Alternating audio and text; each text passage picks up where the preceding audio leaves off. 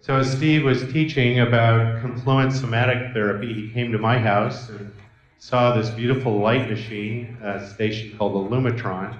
And I said, well, what's that? I've come for a couple of years and I've never tried that. I said, well, Steve, that's something we use for like educational psychology. And I don't know if there's any application to psychotherapy. I said, well, here, let me try that. He turns it on and goes, maybe there is. So you think you could help get me one of these things down to my office in Dallas?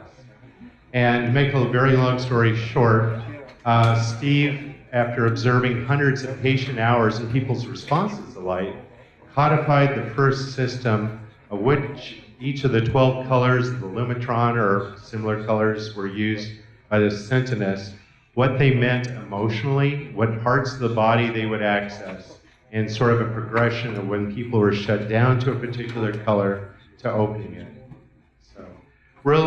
Steve has, I joke with my wife Jennifer, that he's sort of the Columbo. You guys know the 80s detective series. He's sort of the humble observer, but he never misses anything about human behavior. So in a very short period of time after seeing people, he came down with this model of color therapy that has stood 20 years plus with very little modification. At our age, we think about leaving a legacy. And Steve has done hundreds of professional trainings, certification trainings. Unfortunately, he works only with mental health professionals or licensed mental health professionals. He's presented at over 50 professional conferences. There's one of Steve's teachers in the audience, Jerry Lee Merkel, who's a clinical social worker. And if you guys want to know more about emotional transformation therapy, Steve has written 3 books. I'll let him go over it. The most recent is called Spiritually Transformative Psychotherapy, Repairing Spiritual Damage and Facilitating Extreme Well-Being. He requests that you don't take any pictures of the PowerPoints because some of these SPECT scans are still confidential. And there's some very powerful, I'm sure, SPECT scans to show you. Like before and after like a severe motorcycle accident, Dr. Daniel Amen, who's one of the founders of SPECT scan imaging, he said, oh my God, the after pictures, this is like EMDR, the famous trauma therapy. This is EMDR and steroids, what you're doing. This is so much better at getting blood flow into those places in the brain that are shut down. Steve currently has a clinic in Austin, Texas, and I'm not going to go on anymore. Thank you. I appreciate that. I call this work emotional transformation therapy, often referred to as ETT. Emotional transformation therapy combines interpersonal processes with precise visual brain stimulation in unique ways, and that I'll go over with you some.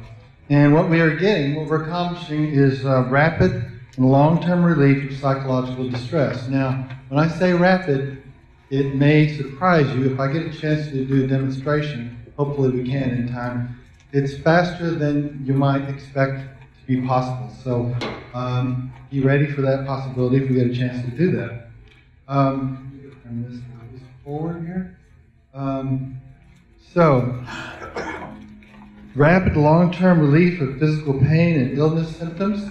Again, we approach it that, for example, how many of you have had chronic physical pain condition at one point in your life? Okay.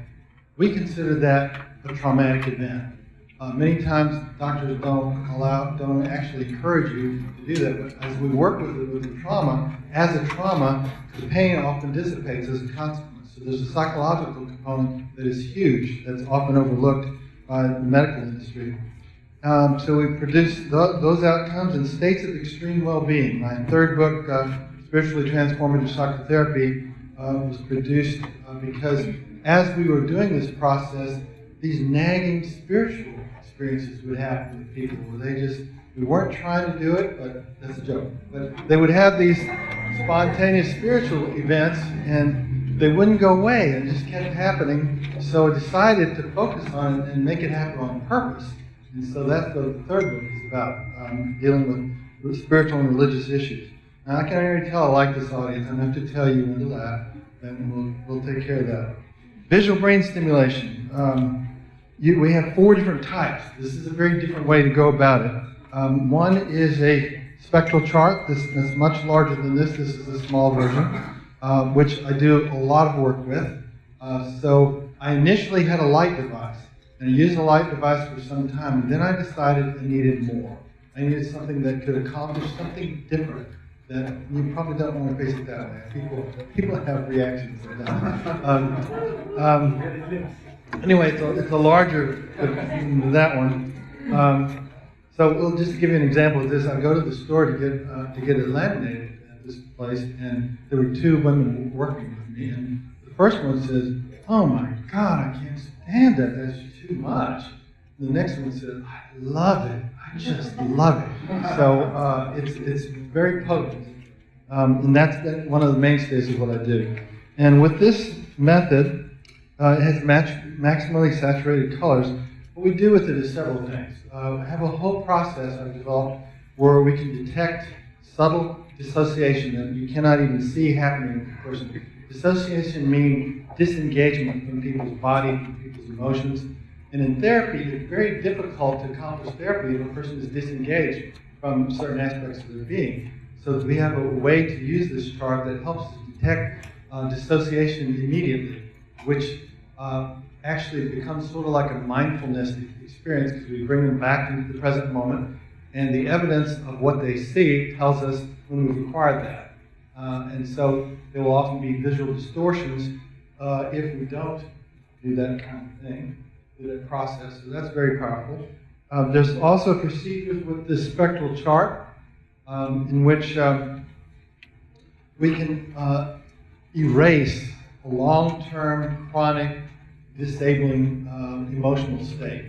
People have had, I've asked people to volunteer who have chronic emotional states they've had all their life. They've done lots of therapy on it, and it eliminates it as though it erases it in a matter of minutes. But I discovered after I did that that's not always wise. First, I want to make sure it's the last thing I do because I want to make sure that people have worked through their thing, that they've grown from it. But some people have worked on things so much in so many years and still have it that it's really nice to have a procedure that can eliminate those. I also developed a form of eye movement. You may have heard of EMDR, eye movement desensitization and reprocessing. Since Francine Shapiro developed that approach, there are 3 other forms of eye movement that's been developed, and this one I call multidimensional eye movement. And for this procedure, we use colored targets. Somebody asked me earlier, there's a lot of these other forms of eye movement, but none of them use color.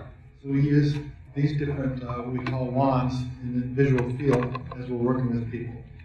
This is particularly potent for trauma, and particularly certain types of trauma, as well as physiological conditions. Actually, what happens here is it's extremely fast. I'm talking about 10 or 15 minutes. Some pretty striking things have changed. Then there's a new thing that I developed as well. It's called peripheral goggles. These are very different in the sense that there's light devices, you saw the bright colored light here, and so forth. This is more subtle. You barely get any light at all, and in fact, you might not even be able to see it.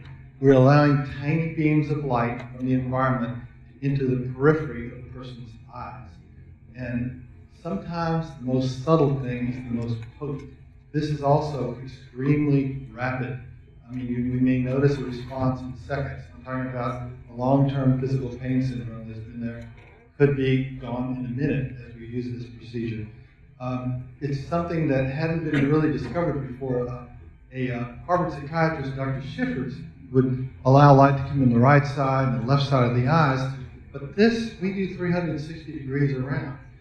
It didn't make sense to the psychiatrist that you could use any other angle, because he thought, okay, right brain hemisphere, left brain hemisphere by stimulating the periphery of the eyes.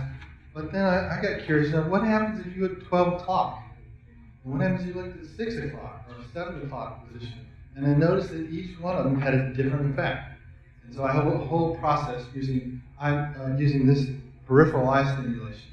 And it's subtle. And for people that, let's say they have migraine headaches, for example, that's something, they can't take much light stimulation. They're very sensitive to light. For those that are really sensitive, this is the way to go. You hardly see any light at all, yet it's potent. So it has that distinct advantage. And then we use a specialized light device, and show you just what the control system looks like. We can control the degree of brightness. On one scale, control the strobe rate if we choose to use it. It's optional. And we can control the light. It's a red, green, blue system, which allows us to select among hundreds of different choices of specific wavelengths of light. And so it's a tunable light source in that way. And we can select certain colors. So you have a whole variety of options here. And that way, all of these come about because I want to individualize what I do to each person. My clientele is, how can I say this? I thought if I had a faster, better way to do therapy, that people would get in and out, and the next person would come in. Well, what happened is I got more complex cases. People would fly in from Seattle, from New York, from different places, when they've tried everything else. So I have a very more extreme type of clientele. So I have to have a lot of options, many choices. And these 4 modalities give me those options.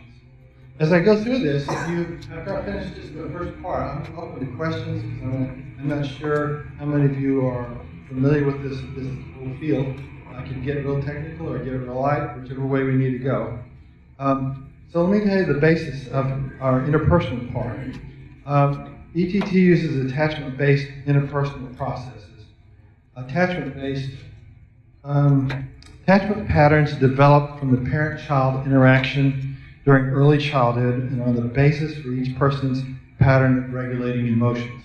How the baby and mother interact in those early years sets up an entire brain pattern of how we can manage and regulate emotions. For example, if a parent was neglectful, the child will probably be distant from his or her own emotional states.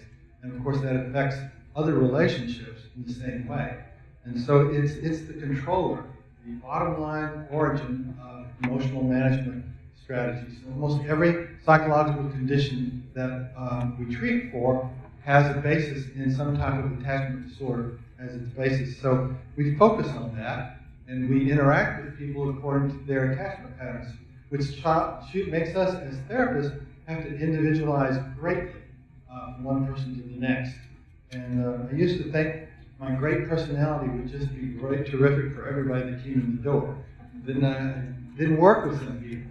And I realized I had to adjust. And I had to find ways to connect with those people that hardly connected with anybody, or connected very poorly.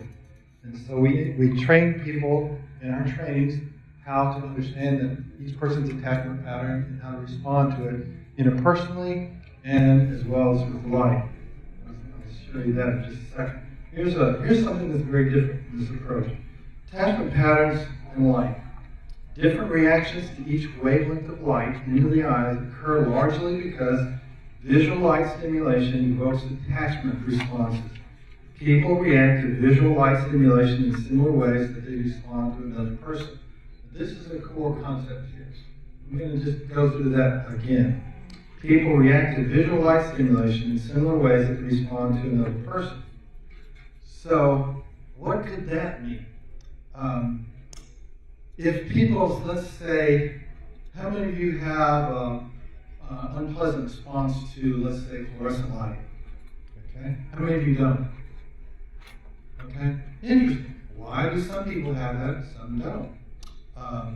That's a question that a lot of people are mystified about. We just think it's bad lighting, but it's unusual that some do and some don't. Well, we think that I've come up with the idea and demonstrate this often that the lighting from those lights uses certain wavelengths that evoke your attachment response. And by working with the attachment response, we eliminate the reaction that people have to fluorescent lighting. For example, is there anybody in this room that has discomfort with any lighting in here at all right now? Okay, and would you like that to change? Okay, tell me what your response is to the lighting here.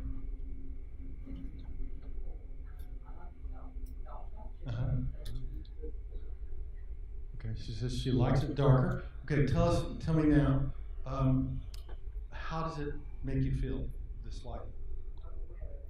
Okay. Do you have distracted? Do you have any physical reactions to it? Okay, well, we probably need something a little worse. Do you have some? Yes. What is yours? I'm apologetic to say this. She turns on this double channel from red light. Mm-hmm. I don't care if my back is turned when it originally. Okay, but what about now? Just natural lighting right now. Natural lighting's okay. It's just a little, once you hit the overwhelm. Yeah. Then all of the, sound, taste, smell, is gonna. That's what happens for you. But right now, what you're experiencing with the lighting right now. I'm still recovering from. Okay. I'm still recovering. And this lighting in this room, is there anything about it that's difficult for you? I can't, it's hard to focus, so I'm changing my location of where I am. Okay. All right. So, besides hard to focus, are there any physical reactions do you have I to have a nosebleed. that you're having right now, though? No. Okay. You're not having, everybody's getting healed, and they didn't get to it yet. Okay. All right. Go ahead. You have a headache from that. Oh, that's okay. Tell me your first name. Jennifer. Okay. Tell me if y'all can't hear it, or I'll repeat. All right. You get a headache, and any other responses to that particular light? I kind of feel it on the side of my head right there. You feel pressure, headache. Is it as though something is imposing on you? Yes. Do you feel pressure? Okay, pressure right there. Okay. And follow my reasoning here. Have you ever been in a relationship that provided pressure and gave you a headache? Okay. Can you pick? I understand. Can you? Okay. So pick one that's the worst. You don't have to. Okay. Close your eyes. Close your eyes. Bear with me for a moment. And do you remember any particular time in which her imposition on you was that strong? Okay. Can you, for a moment, go with fantasy with me. If you could do anything to where you were not the victim, you were empowered in that interaction with her. I mean, anything's possible in fantasy. There's no negative consequences here. Can you imagine what you might do to empower yourself in that situation, or even to make her stop, or whatever? Can you give me a fantasy about what would happen for you to feel better about it? If we could go back in time and correct it. If anything was possible, you just chuckle. Do you have an idea? Do you want to say what it is? No, don't go there. We're doing fantasy. Okay, your brain, either way, as long as you're empowered and she's not victimizing you. Do you have fantasy about that? All right, when you chuckle, that's a good sign. When you think about the fantasy, do you want to say what it is? You don't have to. Sure. Okay. Mom, that really hurts the way you're yelling at me right now. And she hears it and she says, I'm so sorry, and sits next to me and talks calmly and attends to my emotional needs. Forgot your name though. You're Jennifer. Okay, Jennifer, if you would open your eyes and tell me about the lighting experience at this moment.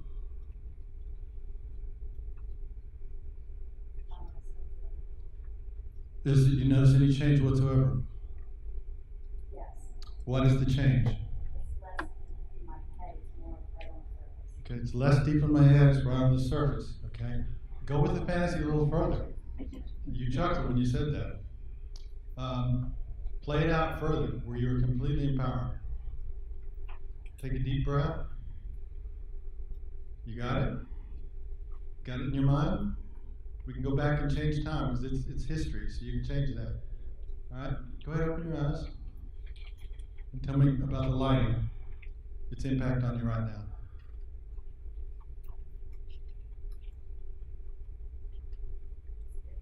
Less pressure. Less pressure, so it's going down. All right, this is what I want to show. you see the lighting is bringing forth an attachment response, and this is classic with mother in this particular case. And so wavelengths of light that are aversive to you, we actually choose those on purpose to activate people, and then we try to correct that, to correct the emotional dysfunction about it. In this case, it was a victimization, and I wanted her to at least taste what empowerment felt like. And I knew we had it when she chuckled. She chuckled. People don't chuckle when they're victimized. So, but it actually changes your response to the actual light in your environment. Certain wavelengths of light are going to bring forth that attachment response. So the whole theory is about activating people to bring about an awareness of certain emotions that are in many cases buried. So it brings to the surface, and the process is called deconsolidation. The whole neural network that's associated with that becomes malleable and changeable, and then we facilitate changes that cause a transformation to take place where not only does it not bother you, but sometimes you actually feel good by the time it's done. But that's just an example of it, just right here in the room. So I work with people that they work in a place where there's all fluorescent lights, and tried to talk to their boss, the management, to change it. They wouldn't. And so I worked with the person in one session. We changed his response to fluorescent lights, and he could go to work. And that's the situation. The poor guy had no choice if he was going to keep working. So, and you just saw an example. If you understand that light elicits your attachment response, it is as though you're responding to light like you would be another person. So I wanted to show you an example of that.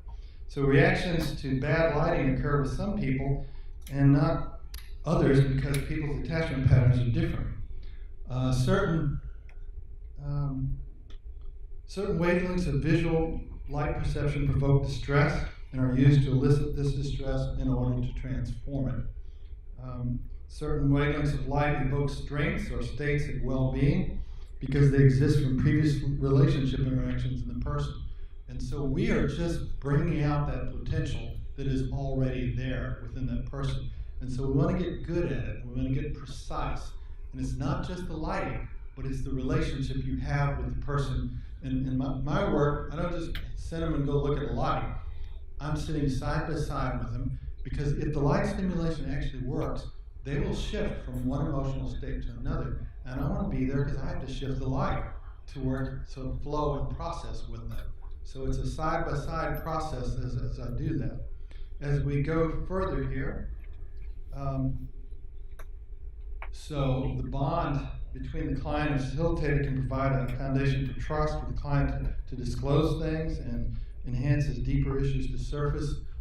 So it's hard to do when you just have a machine. So I'm in favor of a real human being there when this takes place. So here's some of the things that we've seen happen. You may think this is great theory, fine, you saw one demonstration, but how will you know this really changes the brain? Well, we did several SPECT brain scans. This is one of before. If you'll notice the white areas, this is measuring blood flow in the brain. The white areas, the hot, blocked areas, the red areas, the next degree of blockage, and the blues are more peaceful areas. So this person was in a pretty high anxiety state in general. And you can see after we did the ETT work, do you see a difference in this brain scan? All we have is the white areas where the visual cortex of the brain is. So the person was actually seeing a positive experience of light in this picture. So we have evidence. They were doing this internally. They were seeing this. And so they're having a spiritual experience. So we can't say for sure whether they saw God or anything. All we can say is the brain's saying that you're seeing something because the visual cortex is still active, but the rest of it is all calm. So you see, again, the before and after. So we have several of these brain scans because I knew my colleagues would question if this stuff was really working. And yeah, the client reported it, but did they report it accurately? And see, we go with this here. But now I'm good at the light, but I'm not good at changing this. All right. Where's Ani? There we go. It moved. Okay. There we go. So anyway, that's the before. That's the after, and I have several brain scans. I just brought a couple of them so you could see what's happening. And I knew that was happening, but I wanted the evidence for myself, and the client wanted it herself as well. So I came up with what I call process color theory. Each person may react. Have you ever wondered why each person may react to colors in different ways? And I believe it's because they're partly due to the phase of progression a person is through their emotional themes. Some of us have moved through a lot of emotional distress. Others are stuck in it to various degrees, so to speak. That's a real technical term. We're stuck in it. How many of you have ever been stuck in it? And you know what that is. Good, I communicate. So I'm going to give you an example of how I use color in the progression phases in this process color theory. Let's see. I use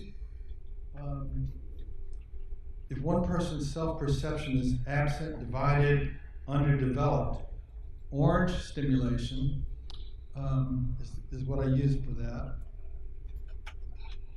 So, here. I went backwards. All right, now I'm stuck. All right, here it goes. If one person's self-perception is absent, divided, underdeveloped, I use orange visual stimulation, and they may have a neutral or an unpleasant response. If one is highly self-critical, negative, angry at oneself, orange visual stimulation may feel aversive, negative, or intolerable. And as you continue to go down the phases, the next phase is if one feels self-confident, self-love, orange visual stimulation may feel positive or uplifting. And then the fourth phase, if one experiences transcendence of one's ego, where did that go?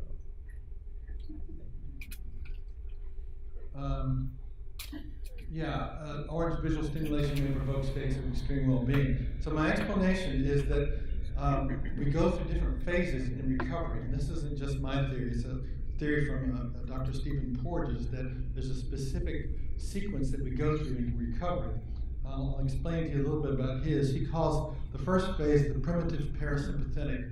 By that it means if somebody is in shock or dissociated, immobile, or can't talk or something, they're in the most undeveloped phase, the primitive parasympathetic. As you talk and you work through the issues, you may go to the next phase, and that person becomes expressive. If I take somebody out of shock, what happens is they often are angry, scared, and expressive. The sympathetic phase is what he calls it. And then he names the next phase. Once you get them through that, he names the next phase the modern sympathetic. In other words, where the person is calm and feeling better and at ease.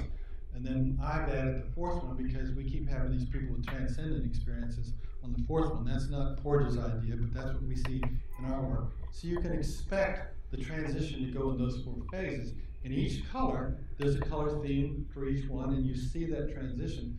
And so when I first start working with somebody and put them on a particular color, it's pretty evident to me where they are in their phase based on how they respond to the color.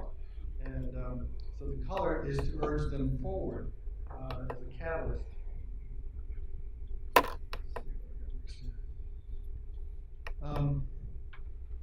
Okay. By using attachment-based interpersonal process in conjunction with the visual color stimulation, people tend to progress to advanced psychological stages. That's the essence of what I do. So when the aforementioned factors are in place, UTT has produced rapid, long-term resolution of anxiety disorders within a brief series of sessions, rapid, long-term resolution of depression within a brief series of sessions. Typically how these sessions go is in the very first session, they feel a significant reduction of the symptom, but it usually takes us a series of sessions in order to make it a long-term process, just a very brief series. So the next one is rapid long-term resolution of intermittent explosive disorder within a brief series of sessions. For those of you who may not know that designation, intermittent explosive disorder, or people is a condition in which people have explosive rage states and anger that's out of control frequently. And that's another one we have found a resolution for. Rapid long-term resolution of obsessive compulsive disorder. This one takes a little bit longer, about a month for us to complete that. But in many cases, that has not even been corrected by most forms of therapy. I'm looking at obsessive compulsive disorder, number 4. Here's some of the other applications we have. Resolution of symptoms related to physical accidents, such as falls, motor vehicle accidents, athletic injuries. There's a whole procedure we have that we teach how to facilitate that. And what's pretty stunning is with motor vehicle accidents, I've worked with a lot. Typically, they may have multiple sites of physical pain, multiple sites of discomfort and emotional distress. We often see the change happening in 1 or 2 sessions. And I'm not even trying to work on the pain. It happens as a consequence of the session. I'm saying a lot of things because I'm inviting you to ask questions. And now I'm getting into some territory that you might question, so you're invited to do that. Rapid and long-term resolution of physical pain syndromes. I skipped over one. Where's the rest of 6? All right, rapid long-term resolution of attention hyperactive deficit disorder, sleep disorder as well. Let me get the pain, okay. Brain injuries, work with a lot of people with brain injuries. My very first one was in the 1990s. This guy came in back then, you had yellow pages. The younger ones probably never heard of that. Yellow pages, you look up them. This guy came into my office. He was a young man, about 28 years old, and he had been playing baseball when he was 14. Him and another individual, the Europeans may know. You know about baseball? Everybody know about baseball? Okay. Anyway, they were playing the game, and both of them were going for a ground ball, and they hit head on.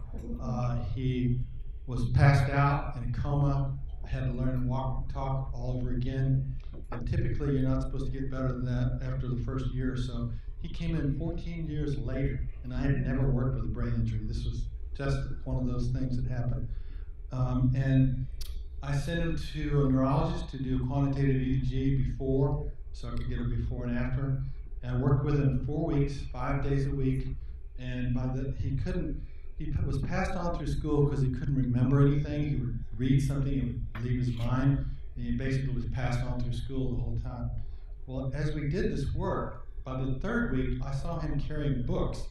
And I said, I didn't think you could read books. And he says, yeah, I'm reading books now. I'm remembering it. So by the end of the 4th week, I sent him back to the neurologist. And I had never met this neurologist before, but the first thing he said when I saw him, he says, what are you doing? He says, his brain has no sign of brain injury. In 4 weeks, we corrected that. So I've done several since then, and a lot of interesting things happen with that business. So this is pretty much, it depends on the severity of the brain injury as to how long it takes. There's mild, moderate, severe, and catastrophic categories of brain injuries. And I have not worked with the catastrophic, but the others we have. One of the more things I've been doing more recently is an addiction protocol. I've discovered a way to change addictions to the point that we don't have any relapses, and there's no more craving, and it's not a thing where you have to go and learn how to overcome this craving. We eliminate the craving in the first place, so there's nothing to overcome. What I did is I studied the neural circuit of the brain process in which addictions occur, and I began to target specific wavelengths of light to specific brain mechanisms known to be a part of this neural circuit, and it worked. And so I've done more, and I've done more. And then there's other complications, because people that have addictions also have what's called co-occurring disorders. They may be borderline personality disorder, they may be depressed, they may be anxious. So we have to work with that as well. But we'd already done that. It's the addictions that's been a stubborn thing. When I saw that the success rate of addictions is 5 to 10%, I thought we need something better. And so it took me a while, but we have this whole process, and now some inpatient facilities are using this method. Published an article, just came out this last fall. So, but it's a variety of addictions.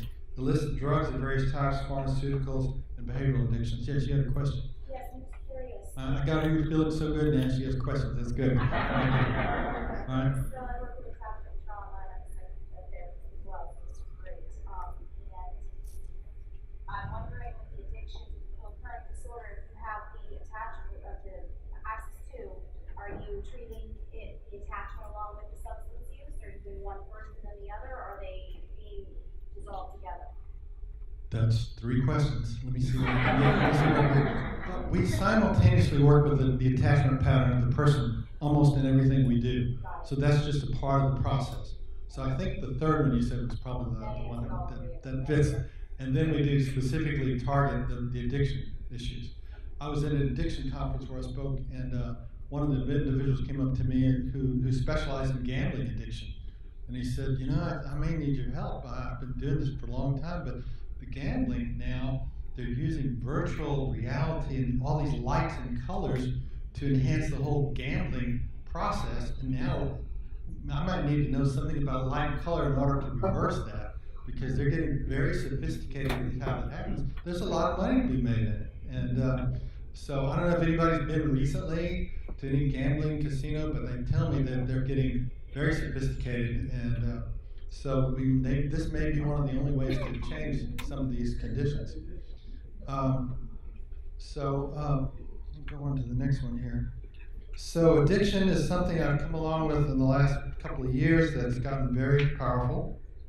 Let's see, where did I didn't go back. I didn't mention the seasonal affective disorder, which is a couple slides back. Let me say something about seasonal affective disorder. I published an article on a way to treat seasonal affective disorder several years ago. Is it back? I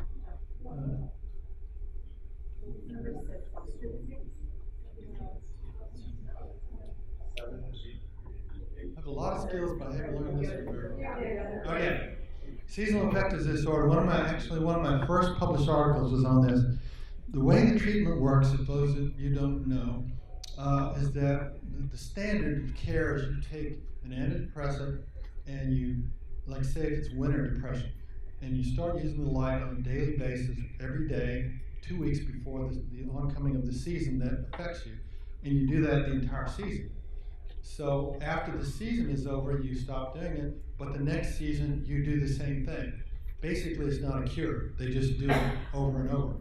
And the last I heard, I had one of 2 published articles on a psychodynamic approach to seasonal affective disorder. A lot of people think reductionistically, we just push this button and do this light, that they're going to be fine. But there are some issues there that cause this to take place that I discovered. And as we process that, guess what? They don't have the same SAD symptoms. Some of them in the state of Texas have what's called a subsyndrome, which means overcast skies cause them depression or anxiety, either one. I set it up on the light device where I actually replicate, okay, tell me when it looks like the overcast skies. I fool around with the lights until I get the sort of grayish look that they perceive as the same thing. Then I work with it. And then there, we change it while they're looking at that very light. And when it changes on the light device, guess what? It changes outside. The overcast skies are different. But, surprise, certain memories, unresolved issues show up while we're doing that. Because again, just like when I work with her with the lighting in here, the lights are provoking attachment issues, things that are unresolved. But we don't recognize them as such, as unconscious. We just feel the physical and emotional symptoms of it. And so with SAD, the last I heard mine was one of 2 articles that had a different approach where we end it in a single season. So it's a whole different way of doing it. The other is really a form of self-therapy. This is a process that we use with a facilitator. So seasonal affective disorder. I just wanted to make sure I touched on that since people here are interested in the light. I thought that would be a special one to hear about. Physical pain, here it is. Rapid, and I mean rapid, and long-term resolution of physical pain syndromes such as migraine headaches. One of the things I use is these I mentioned about the peripheral goggles. Here is what they look like.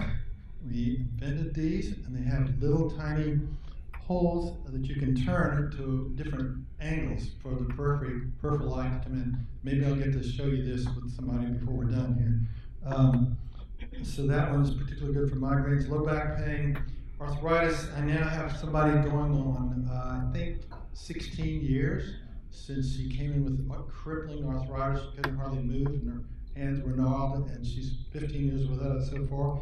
So there's a whole emotional theme related to arthritis that's different from the other pain syndromes. The only reason I know that is as I'm working with it, what we work on is I want to work on the stress relationship to arthritis. And the research is replete. There's a lot of it on how psychological factors are involved with arthritis, but the doctors never talk about that. They may say, chill out, you're too stressed, that's it, but then there's not a treatment per se. And just by working on the stress component of the arthritis, it often eliminates. And fibromyalgia, I have a 6 weeks process that I've developed for that, and I have one person going on 6 years now, and it hasn't returned in her particular case. Martin's neuroma, for those of you who may not know, it's a painful foot condition, the ball of the foot. And then there's plantar fasciitis as well. All of those have been responsive to this. But one of my favorites is sciatica, because we usually do that in 1 or 2 sessions pretty quickly. Sciatica, people think they're just doomed for the rest of their life. They have no clue there's another way out. But there's a specific theme, emotional theme, that consistently shows up with sciatica that's different from all the others. And then there's TMJ and dental pain. How many of you have ever had a bad experience in the dentist office? Okay. There is dental trauma, I think, that occurs. 3 things I find the most when I get to the theme is that people who have been forced to eat food they didn't want, or take medicine they didn't want, or forced oral sex, or a traumatic dental experience. All of these are intrusions into the oral cavity that your brain interprets as a severe threat and becomes traumatized. But typically, after the bad dental experience, people do not go to therapy. And guess what happens? What happens is they tend to develop a tension in the jaws, so it's like your body's saying, I'm going to protect you from anything coming in, because this oral intrusion is taking place. And so, yeah, the dentist can develop splints, and that's good. Your teeth don't grind, but it doesn't stop the clenching. And it happens during the night for a lot. And often this oral intrusion can be changed. That's what I work with. And so then you have a change of the TMJ and a variety of other dental problems pretty easy as a consequence to that. So these, let me go on to some others here. Other questions about any other pain syndrome or anything about these so far? Okay. Resolution of psychological issues related to heart disease, cancer, autoimmune conditions.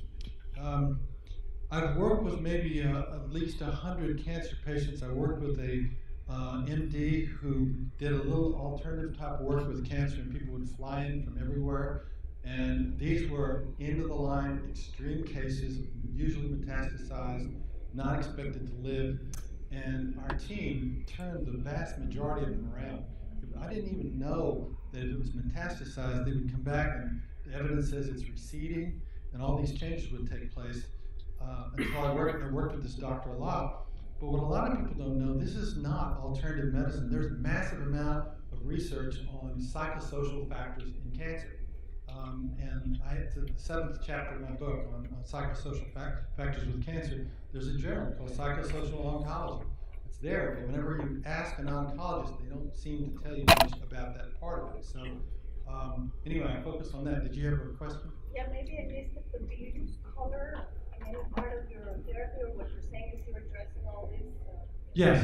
from a psychological perspective? No, I'm addressing all these I use color on all of them. How do you use it? When do you use it? Remember the 4 modalities that I mentioned earlier? I will use 1 or more of those 4 modalities with each condition, depending on the 4 that I talked about: the spectral chart, the peripheral goggles, the eye movement process, in which I use this, and the light device, yes. So those are 4 modalities. When I started at the beginning, I'm sorry if I didn't explain it well, I apply those to all these treatments, basically. At the beginning of the psychotherapy, in the middle, at the end? At the beginning, and all the way through. The psychotherapy is a part of it. Let me explain that it works in conjunction the way I do. So your person is sitting there receiving light stimulation or some type of visual stimulation as we're talking about the issues. So it's happening simultaneously. I'm sorry I didn't explain that better, but yeah, that's how this process works. Okay. Now, other things, where am I here? Those things. Heart disease too. Massive amount of big scientific studies on psychosocial factors related to cancer. But every time I know somebody had a heart attack and lived, I say, well, did your doctor tell you anything about the stress related to it? And they say no. I haven't had anybody say yes yet. But the research is massive. There's not a little bit of it. So we know exactly what that's about. And the autoimmune conditions as well, a variety of those. So I'm working with the psychological aspects of all these. I mean, it's very difficult to have a heart attack. The heart attack itself is a traumatic event, is the way I see it. And it needs more than just medical treatment in most cases. If you come that close to death, it's often a challenge. Rapid and long-term resolution of acute trauma and post-traumatic stress disorder in a brief series of sessions. This happens very quickly, sometimes in one session. Unfortunately, what I often get is what's called complex trauma. In other words, people that have multiple traumatic events, they've just gone through a divorce, they have a severe medical condition, and they're broke. And so this is what we call complex trauma. Plus, they're in trouble with the law in some way. So these are some of my clients that come in. We have to decide where to start with it. So we got the traumatic part down pretty well. But look at the trauma. Here's the different kinds. There's physically intrusive trauma, like rape, physical assault, medical trauma. This physical intrusive trauma is, some people are more susceptible to it than the other.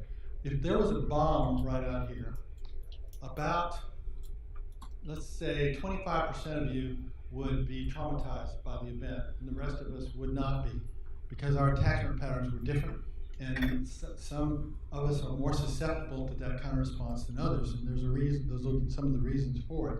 So intrusive trauma, typically, if people have had intrusions in their early life, such as one guy I worked with that grew up in a home with 8 kids and 2 dogs that were untrained. If you can imagine what it'd be like in that household growing up like that, your boundaries, there are no such things as boundaries there.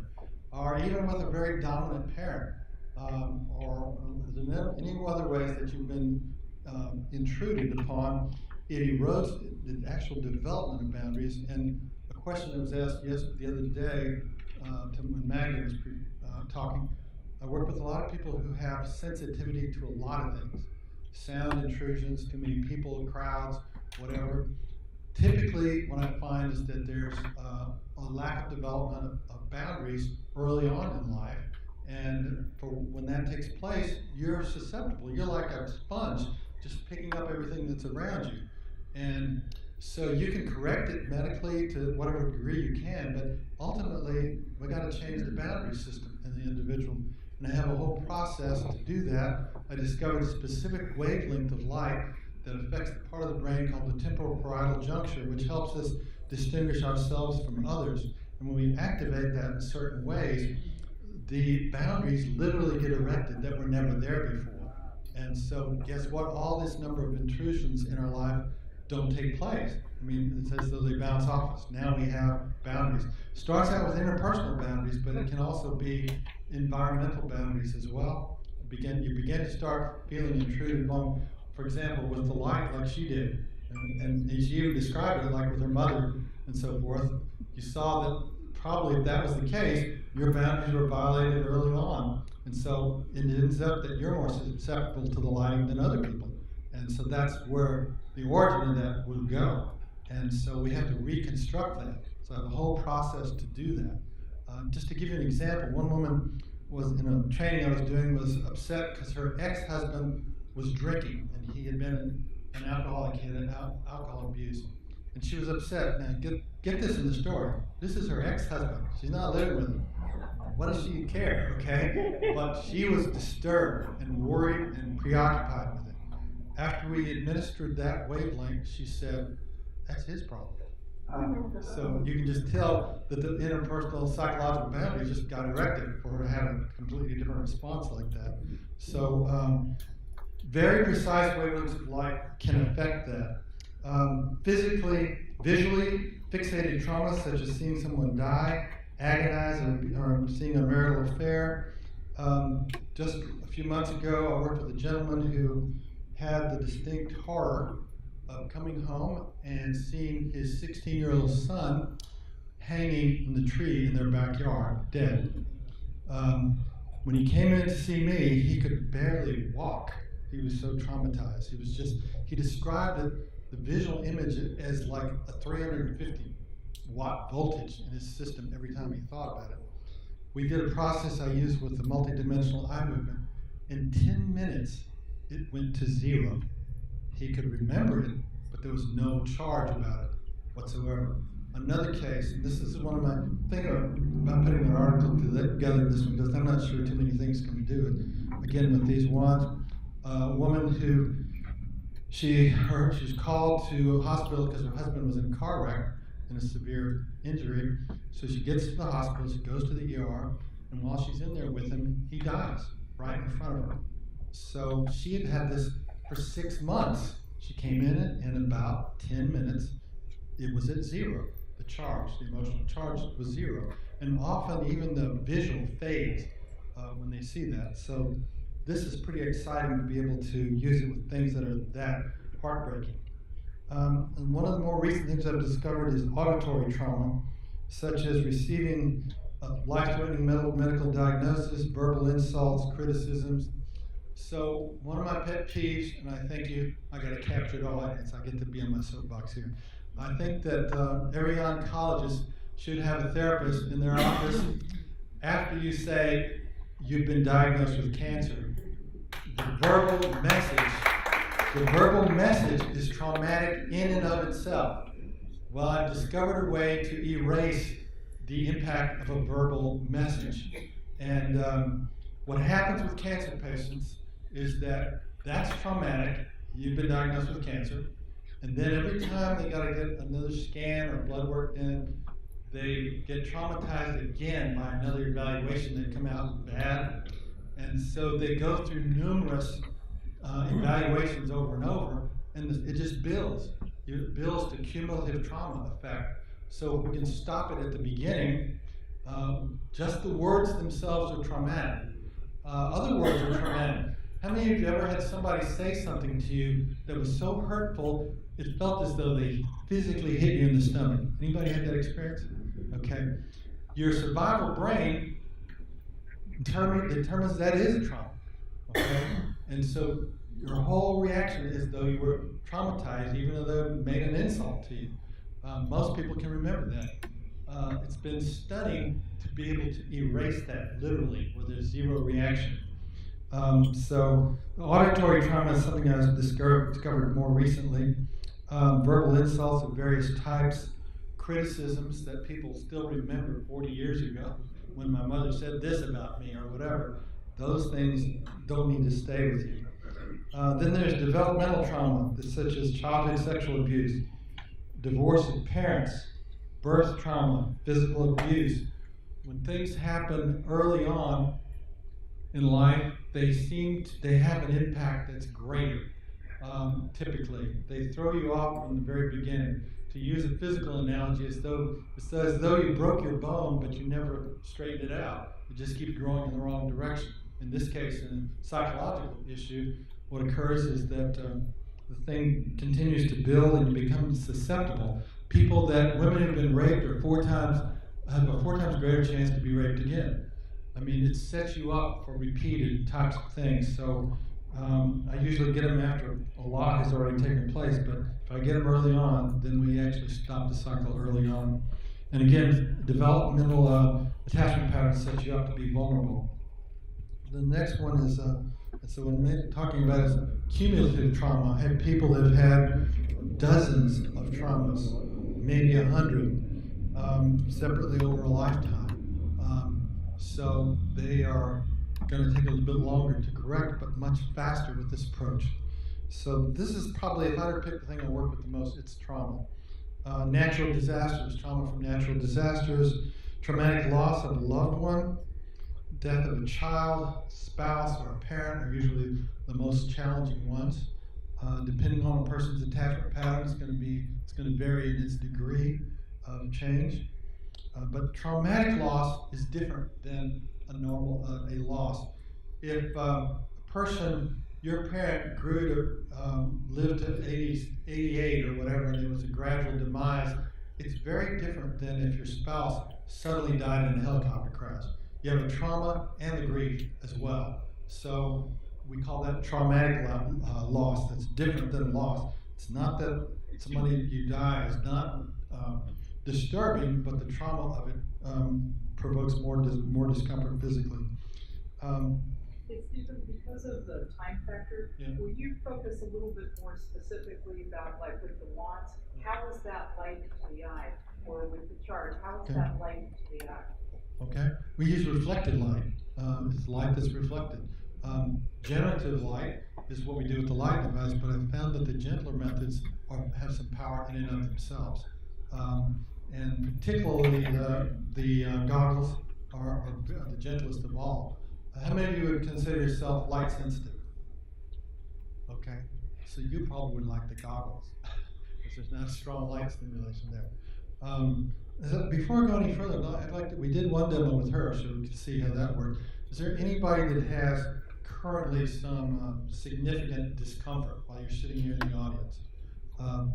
Emotional or physical type, either one, that would be willing to volunteer? Okay. Physical pain is fine. Emotional pain, either one, we can do that. You'll see they work in a similar way. Can you say what yours is? Can you say what yours is? Yeah, I mean, there'll be all kinds of things. Oh, she has a variety, a menu. Okay. Pick one from your list. Okay. But what Still pain from car. I have neck pain from a car accident or a head-on injury from like 15 years ago. Okay. You feel it right now. Okay. Other people have their hands up. I just want to say what it is. Were you neck pain? I got neck pain today. Seems like every workshop, somebody had one whole thing, everybody had knee pain. So, okay, what's the next? Foot pain from recent. Can you say what kind of surgery?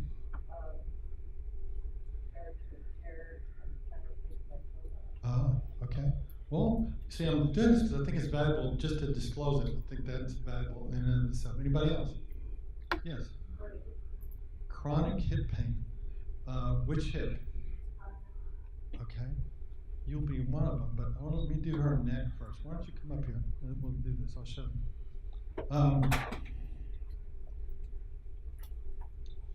This is a little different than what I normally do, but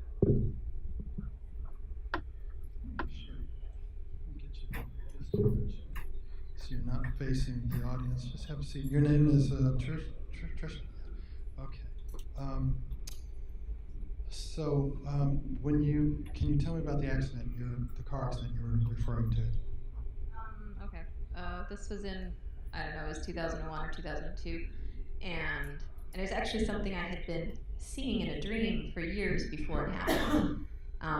Where I was at a stoplight. I picked up my mom at the airport, and it was dark, like 10 o'clock at night. She'd been coming back from Germany where she'd taken care of her brother who had a heart attack. So I picked her up late at night in her car, stopped at the stoplight, and then I thought, I want to cheer, make a nice happy homecoming and play some Jimmy Buffett music. So I reached down to pick up a CD off the floor, and in that moment when I started to come up, there was a car coming in through the window of our car going about 65 miles an hour, and it was a drunk driving accident. So they hit the driver's side door and pushed us into the car next to them. And all I knew is I thought a train had hit the car, but I thought I wasn't on a train track. Tell me about the actual hit itself. I get the drivers. I get the Okay, whoa. Let me ask you. Stop my student.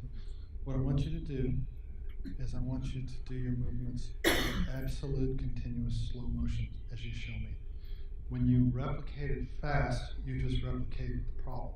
Let's do this. So tell me again exactly what happened, the hit itself. Just describe that and do it in absolute slow motion. First of all, you feel it in your neck right now, right? Okay. Tell me in slow motion exactly, show me exactly what happened. Okay, start again. Start again. Slow motion. Everything is slow motion. Were your eyes closed when you did that? Okay. Okay. No, slow motion. Whoa, stop. Notice the propensity, squint it back. The propensity to move rapidly, that's activating the survival parts of your brain. No, I want you to go this slow. Just show me what happened. The exit. No, slower. Bear with me. Okay, then what happened next? The car hit, and my head got pushed into the dashboard, even though I was wearing a seatbelt, because I was out of it, reaching, and then we were pushed sideways. And then I was thrown the other way. So, what do you remember seeing in that accident? When did you see that? At what point? You mean the other vehicle's light? And if you could show the headlights of the vehicle, where were you looking when you saw it? Up, like towards the ceiling of the car. Can you do that in slow motion? You jerked your head when you did it. Just try one more time. That way. What did you see? A bright light coming into the window. And tell me what your neck is like at this point. I feel just in here. Do you notice anything different about it? Let me see. I have flexibility on this side. Dang, I haven't had that in ages. Okay. Let me just explain what happened here. What happens when you have survival reactions is rapid reflexes. We're accessing the same neurological pathway, but by doing it in slow motion, you're exerting voluntary control at the same way that you have the involuntary control, and it tends to erase it when you do that. Go one more. What are you feeling? I never can turn my head this way. I mean, like, never. I should have shown you guys before. I could only ever go to there. And that was it. And I've had $100,000 worth of body work over the past 15 years. Do you have any symptoms left at this point? What do you still feel? A tiny little bit, only one place of pain, and that's in the back of my head, and that's it. All right, let me take this step.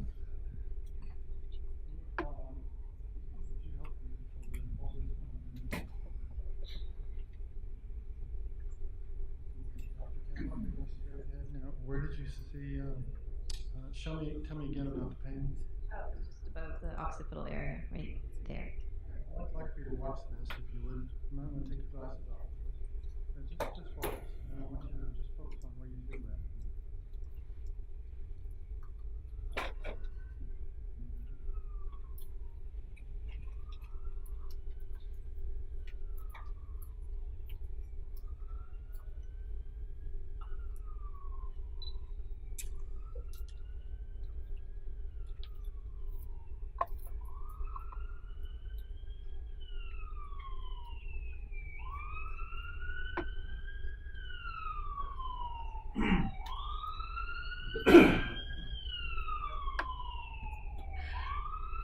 I felt a lot of energy running through my body, and I just started crying.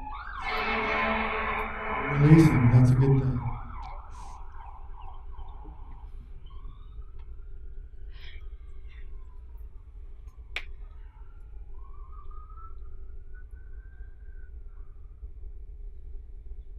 It's like you're pulling the pain out of my body. I can't explain it. It's like a splinter being removed from your heart.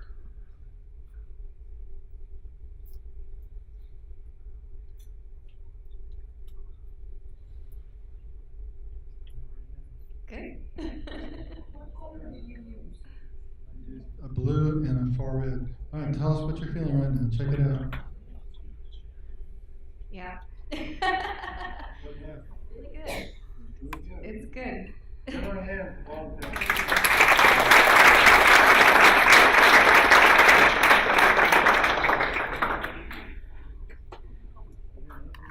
want somebody else when you get another hug like that. Those of you that are familiar with the EMDR, it doesn't work at all like this. This is a totally different process. But once you see the speed of it, and I did one thing to set it up when we started getting the reenactment of the motion, it's just counterproductive to stay there if you reelicit the same neural pathway, but do it in a controlled manner instead of an involuntary manner. You saw that change, and then we did the rest of it because our eyes were part of the process as well. Questions, comments, anything about what I'm showing you so far? Same thing happened with the fellow whose son committed suicide. It changed just like that quickly. Yes? It seems it's a mix between EMDR, brain spotting, and using color you can accelerate all. It's nothing like EMDR, except for your eyes are moving. EMDR moves very fast, rapid eye movement and touch. So the EMDR people will tell you this doesn't look like it at all. Brain spotting bears some similarity. They don't use the advantage of color, so we have a much faster way to do it. So those are our cousins in terms of processes is concerned. EMDR is very popular, well known and so forth, but it was like when you had the first Model T automobile. That was a great advantage, but then the ones we have today are much better. All three of the other forms of eye movement are far advanced, in my opinion, to EMDR. And this is just one of the three. This is the one that uses color. Somebody else had a question? Why did you move away from her? We moved away. There's a whole process of scanning, watching their eye scan path. That's the process that's used. And a lot of times when people have an accident, particularly, the car that they saw wasn't right here. It was a distance from them. So you're activating the distance vision that was probably a part of the original accident. So it's an approximate distance. I'm going to bet that car was about this far from her, just from watching that. And you can tell, so we were reactivating some of that. Other questions? Anybody? Yeah. So you started off with the light on one side of her. Does that change depending on what they've experienced, or were you trying to emulate the car and then you did a rotation with the light? None of the above. This is a whole unique process there's a lot of very special things that it do. It takes a long time to actually learn the skill, but I've done it so many times I do it pretty quickly. Her eyes told me where to go, basically, let's put it that way. And so it's individualized with each person. The next person, I could be moving it over here. It depends on the individual situation. I was watching how the car wreck took place in her visual field and replicating it to some degree, but I had color, which makes a big difference. Color in that part of the visual field. So I got one. Yes, another question. The red and the blue colors. What was the reason for the red and the blue color? Good question.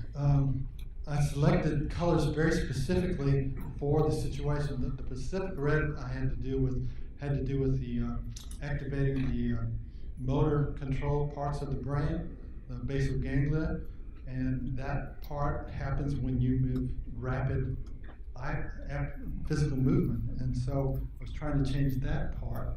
And the blue activated the parts of the brain related to the verbal and the listening part of your brain. So I combined those two, I selected those. It wasn't an accident. I selected those specific colors for this specific thing.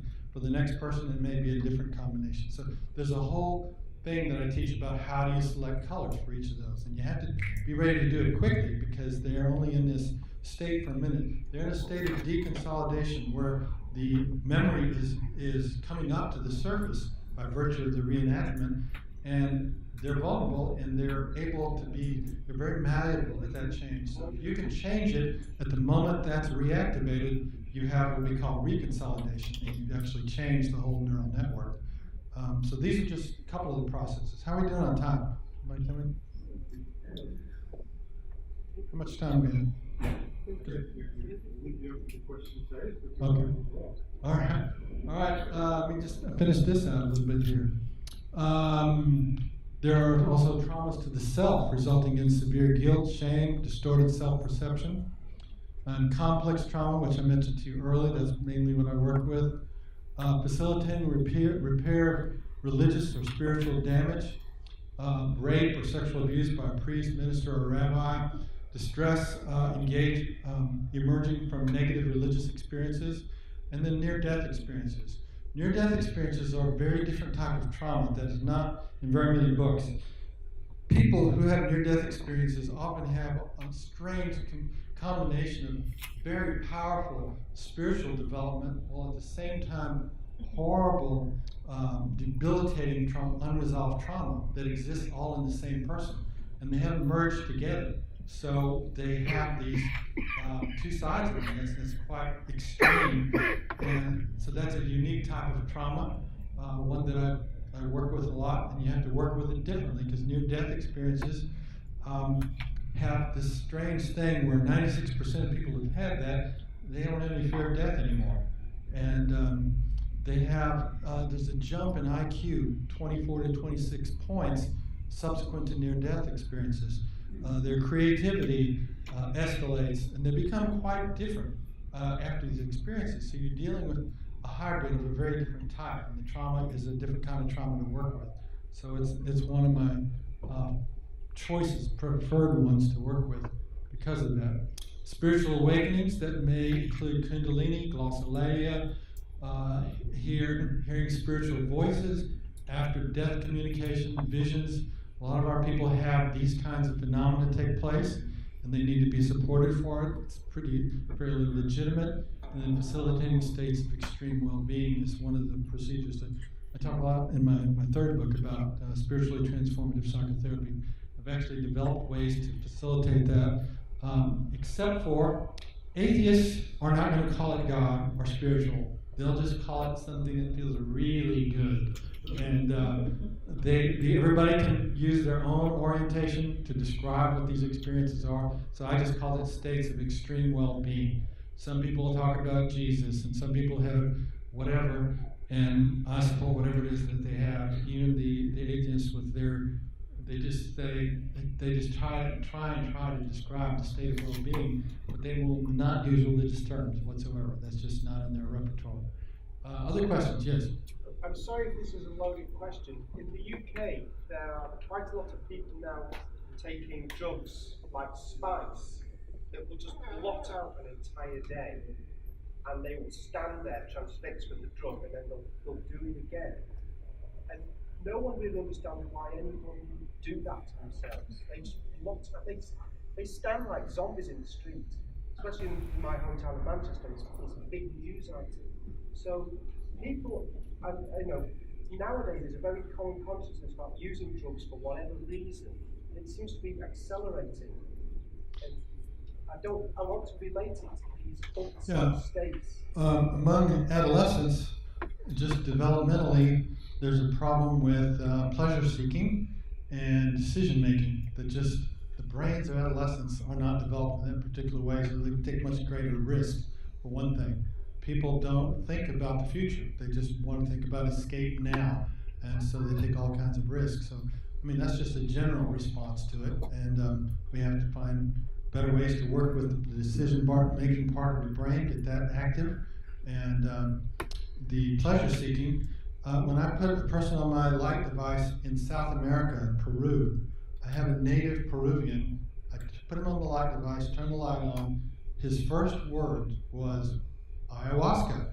For those of you who know what ayahuasca was, he just instantly, that's all he said, ayahuasca. It's like it's a parallel. It's another way to seek those unconscious spiritual things that emerge. I put a Native American medicine woman on the light device, flickering, and she says, I know what this is. We do this with the fireplace. We not only keep our food cooked and stay warm, but we see visions in the fireplace. She said this instantaneously. So this is not a new thing in that sense, but those were the responses that they said immediately upon being put on the light device. I have no idea if we have any more time or not. Where are we at time? We're about finished here. Anything? Anybody else want to ask? Yes. Uh-huh. What about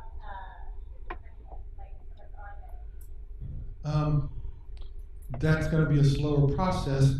The World Health Organization has found in their studies repeatedly that people with schizophrenia in third world countries do much better than people here in medication and so forth. Part of the problem is the lack of social support. If you're in a third world country and your whole group is supporting this person and expects and understands that process, it can work. So we work with people in various forms of psychotic states. And actually, there's been a study done in the United States, in the San Francisco area, where they had a sanctuary led by a psychiatrist that had no medications. And they seemed to get over it in a matter of a few weeks. This is documented, but guess what? They lost their funding.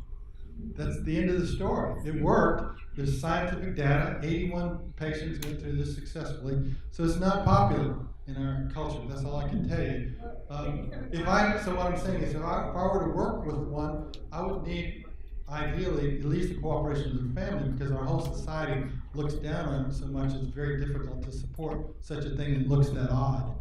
And so, yes, I have worked with people in various psychotic states, and if I can get support, it works best.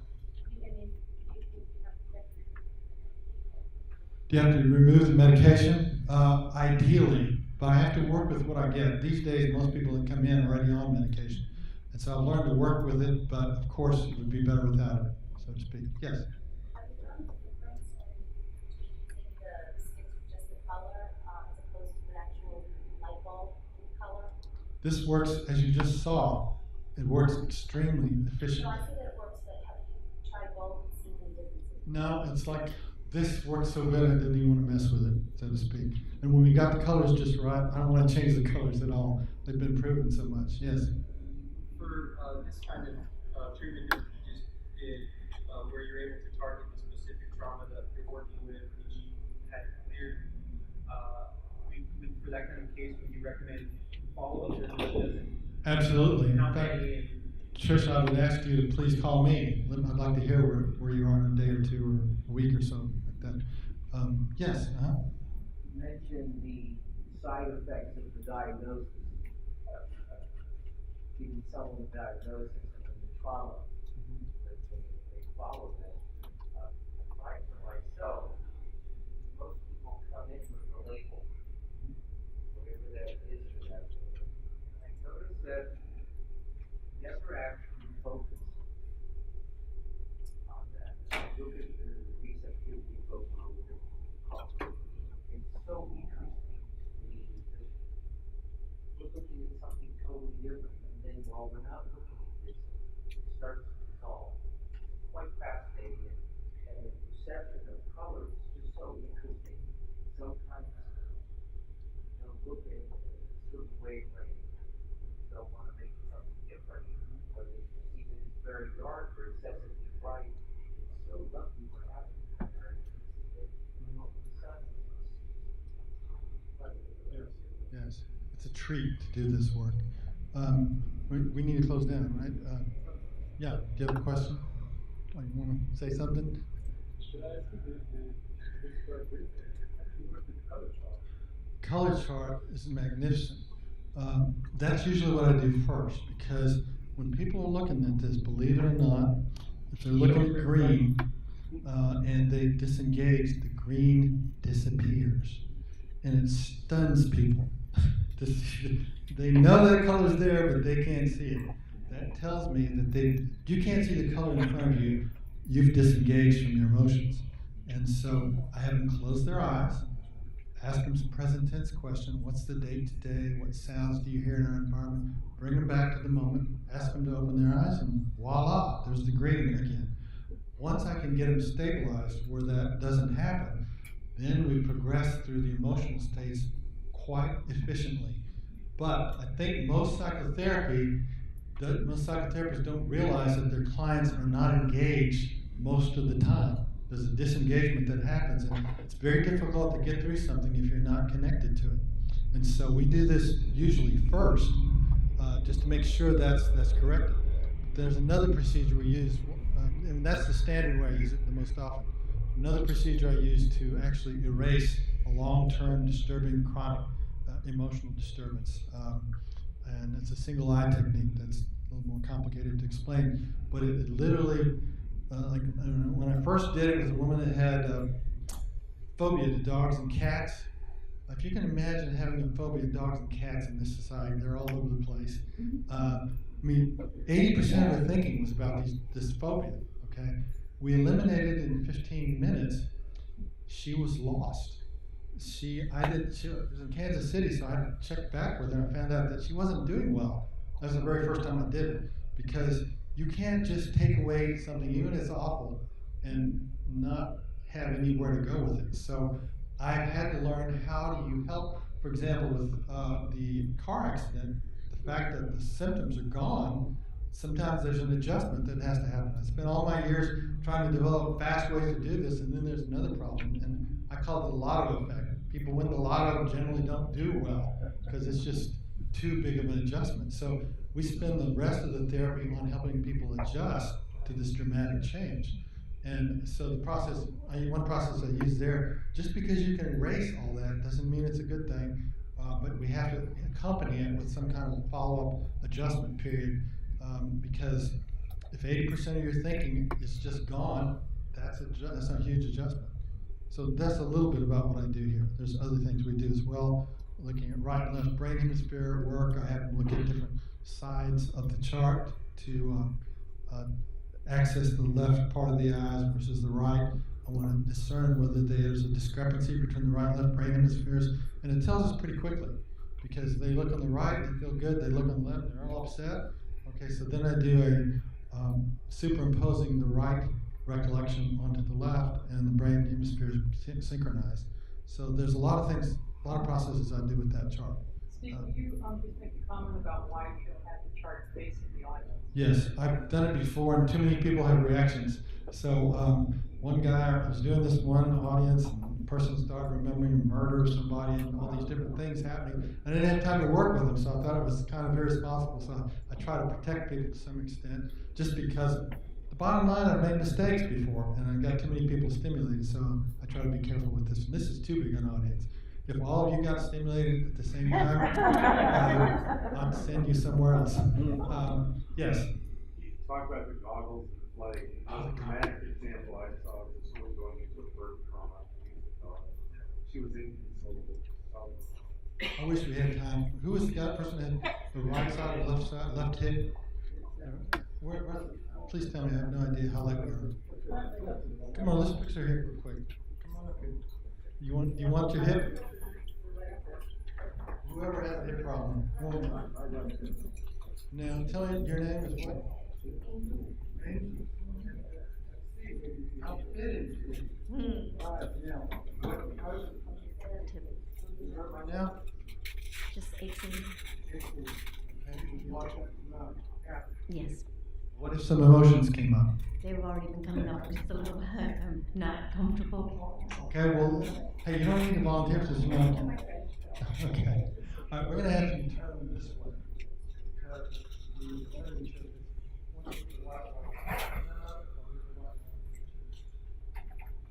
Control what kind of lighting we get. If you would, tell me your name. Angel.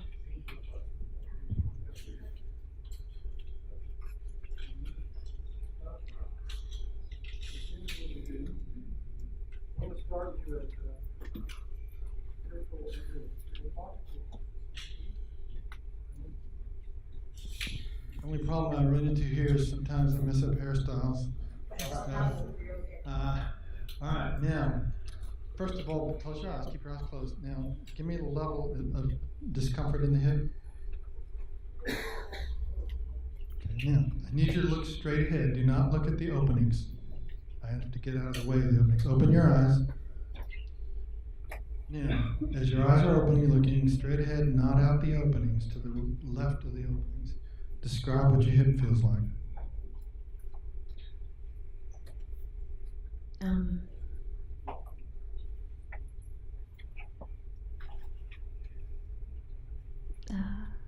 don't know how to describe that. It's kind of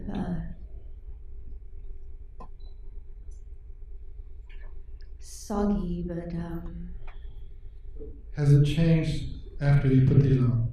yeah. How? Diffusing a little bit more. It feels more soggy in an area as opposed to just here. I wanted you to see how fast this is on. Let your eyes close. We're just barely, you don't probably even see much light. So look, open your eyes, look straight ahead now. Pay attention to your hip. Describe to me what happens this time. I moved it to 9 o'clock.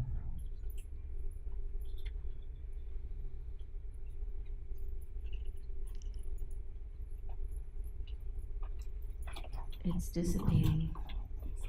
It's not localized. Feels. It's weird. It feels like I'm also getting a little bit of blood flow to it, like a little bit of buzzing. There's no extra charge for the buzz, but the blood flow is what I wanted to happen. Okay. So is there achiness there now? Oh. All right, thank you. Take the goggles off if you would. Now, just remember what you saw in this. Should it come back, I want you to close your eyes and visualize what you just saw. So just take a minute right now. Remember what it looked like with the goggles on. And how long had you had this hip pain? Probably about 32 years. Good. Congratulations. Give her a hand. I wanted you to see before I stopped how powerful, subtle, tiny beams of light in the periphery can be, and particularly in cases like that. I am past time, so I thank you for being here, listening, appreciate it, and I